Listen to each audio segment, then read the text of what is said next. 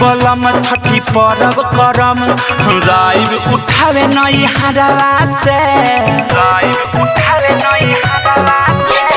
सुनी बलम छठी परब करब जाइब उठावे नई हरवा से अजले ना दौरस पवा की नाइल अजले ना दौरस पवा की नाइल कहिया आइब बहरवा से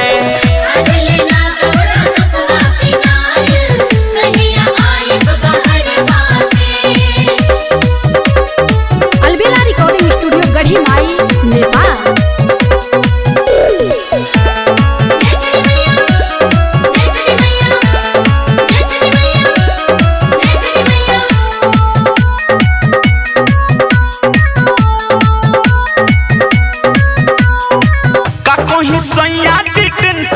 बॉडी पहला बरत हम कैसे के डरी सुततानी ध्यान छठी मई के धारी डर बनल बावे आठो पहाड़ी डर बनल बावे आठो पहाड़ी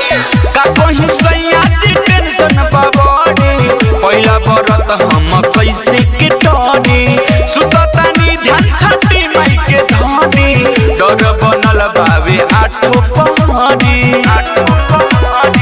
छुट्टी ले ली नसर के मनाई घाट पे दौड़ा उठा के ले जाई घाट पे दौड़ा उठा के ले जाई सुनी बलम छठी परब करम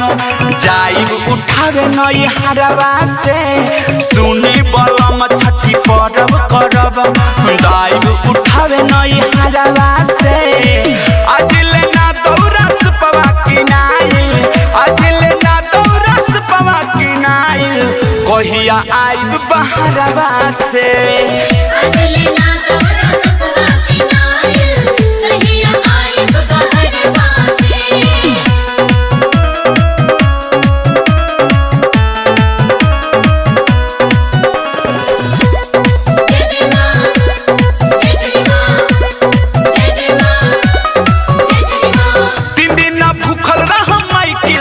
पटे ना हुई जबले धुआब चरण जी पति परमेश्वर हमें जिंदगी के धन जी अजय चंदेश्वर अशोक लागे न मान जी अजय चंदेश्वर अशोक लागे न तीन दिन भूखल रह माई के शरण जी पटे ना हुई जबले धुआब चरण जी पति परमेश्वर हमें जिंदगी के धन जी अजय चंदेश्वर अशोक लागे न मान जी रौरा बुझी हमर मजबूरी राउर आइल बावे बहुते जरूरी राउर आइल बावे बहुते जरूरी सुनी बलम छठी परब करम जाइब उठावे नई हरवा से सुनी बलम छठी परब करब जाइब उठावे नई हरवा से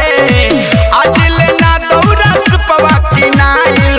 अजले ना दौरस पवा की नाइल कहिया आइब बहरवा से अजले ना दौरस पवा की नाइल कहिया आइब बहरवा से सुनी बलम छठी परब करब जाइब उठावे नई हरवा से अजले ना दौरस पवा की नाइल अजले ना दौरस पवा की नाइल कहिया आइब बहरवा से अजले ना दौरस